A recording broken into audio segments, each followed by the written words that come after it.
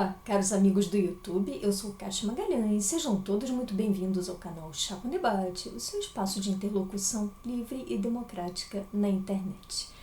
Já começo mais uma vez me desculpando pela minha ausência aqui no canal. Como vocês bem sabem, eu tenho andado muito ocupada lá com o pessoal do Novo, com as nossas lives diárias. Aliás, aproveito a oportunidade para reiterar o convite. Venham nos visitar lá no canal do Alexandre Popó, no Facebook, todos os dias, às 10 horas, onde tratamos de assuntos do município, assuntos nacionais. Essa semana tratamos bastante, inclusive, das eleições americanas, de eventuais impactos da vitória de Biden ou de Trump para o país. Tratamos de assuntos diversos, sempre sob o nosso enfoque liberal, mas admitindo também outras opiniões. Então, se vocês divergirem desse ponto de vista, venham também, participem, questionem, mas o importante é participar, sobretudo no presente momento, quando estamos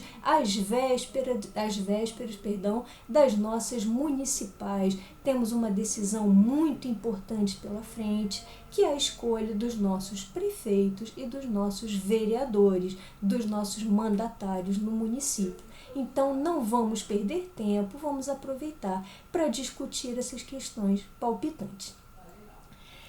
Feita essa breve introdução, vamos ao nosso tema de hoje, que diz respeito ao caso Flávio Bolsonaro, mais especificamente a ação do partido Rede, que questiona o foro privilegiado de Flávio Bolsonaro e que hoje caiu no colo de Cássio Nunes, aquele mesmo que eu tenho criticado com tanta veemência aqui no canal e que acaba de receber esse presentinho, mais um caso herdado do espólio, entre aspas, do ministro ora aposentado Celso de Mello. Esse caso Flávio Bolsonaro, na verdade, foi uma enorme sucessão de equívocos ou de oportunidades perdidas, bem intencionalmente, talvez.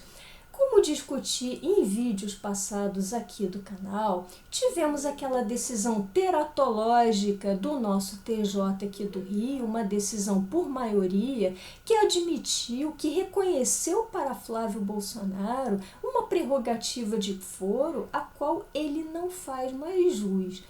Em seguida, tivemos uma perda de prazo do MP do Rio para recorrer, de modo que só sobrou para a Procuradoria uma reclamação, que nem recurso é. Reclamação essa que já se encontra na Suprema Corte. Acredito que sob a relatoria de Gilmar Mendes. E agora temos essa ação da Rede que caiu bem a propósito, debaixo da toga de Cássio Nunes.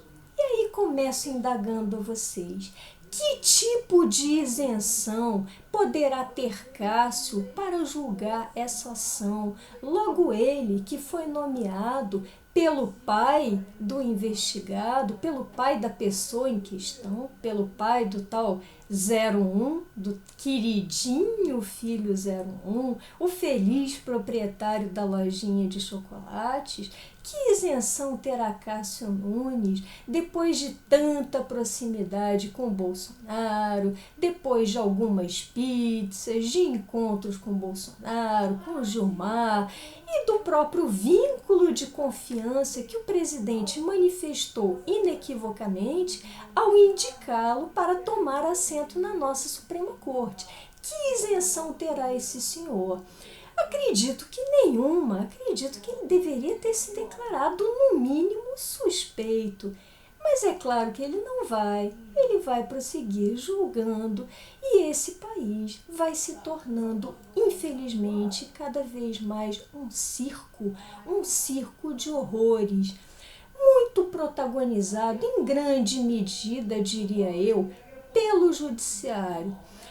Aliás, bem a propósito, recomendo que vocês leiam hoje, vou deixar o link aqui na descrição do vídeo, recomendo a leitura da matéria de capa da revista Cruzoé, edição de hoje, que está desoladora. De acordo com essa matéria, vemos Marcelo Odebrecht falando, soltando a língua, vemos a delação de Marcelo relativa às pessoas que não tiveram nenhuma visibilidade na mídia, que foram especificamente ministros dos tribunais superiores. E nessa reportagem temos em detalhes, com base nas delações de Marcelo Odebrecht, pode ser tudo fantasia, podem ser mentiras, mas podem ser provadas também. Vemos as descrições de relações nada republicanas entre pessoas poderosíssimas,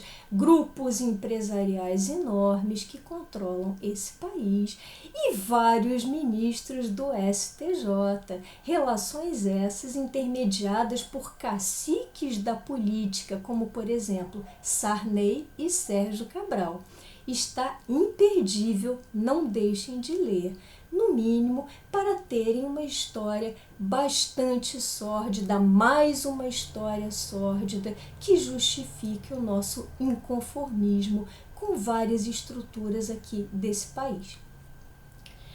Só que diante de tantas matérias que vêm sendo publicadas pelo grupo antagonista Cruzoé, reitero eu, o único que ousa meter o dedo na ferida do judiciário, diante de tantas matérias como essas, diante da nomeação e da posse imorais e inconstitucionais desse senhor Cássio Nunes, diante de tudo isso, vocês podem daí indagar, em última análise, do que serve criticar de forma tão enfática o judiciário, logo ele, o único poder cujos membros não são eleitos e em relação aos quais pouco podemos fazer?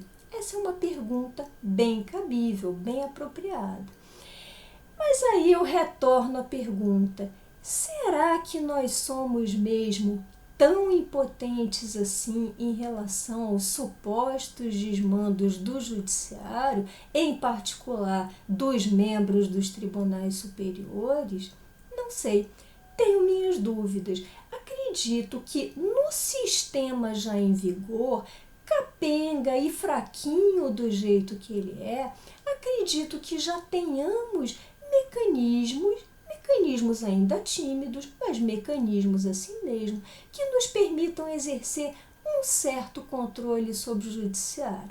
Querem um exemplo? A possibilidade de impeachment de ministros de tribunais superiores junto ao Senado. E, em última análise, quem elege os senadores desse país? Eles não aterrissam, eles não chegam de outra galáxia.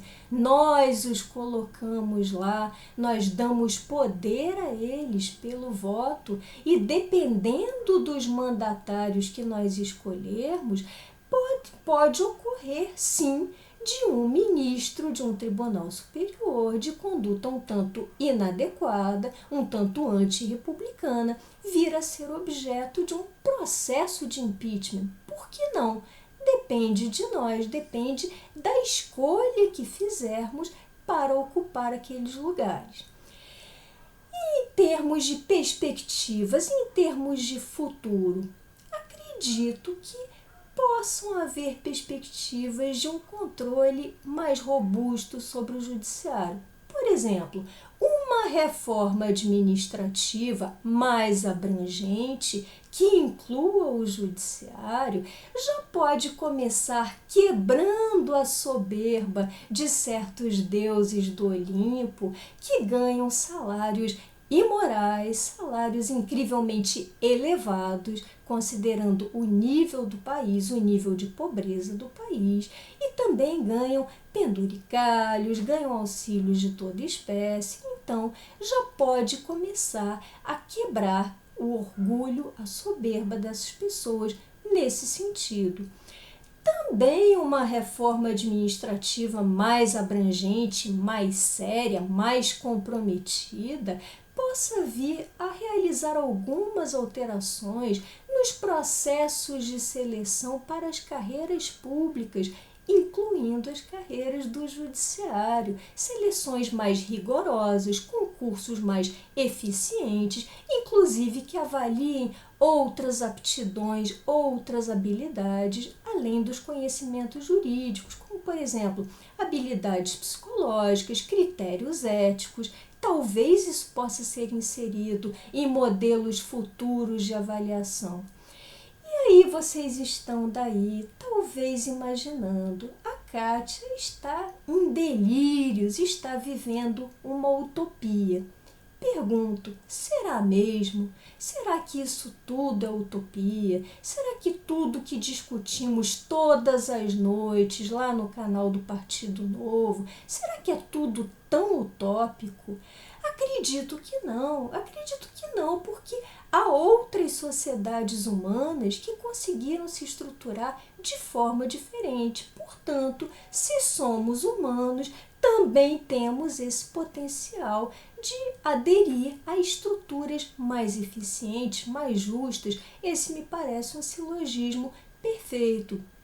E entendo que essas escolhas dependem muito de nós, dependem dos nossos votos. Nós temos o poder de outorgar uma procuração para que essas pessoas todas, senadores, deputados, vereadores, essas pessoas todas atuem em nosso nome no espaço público.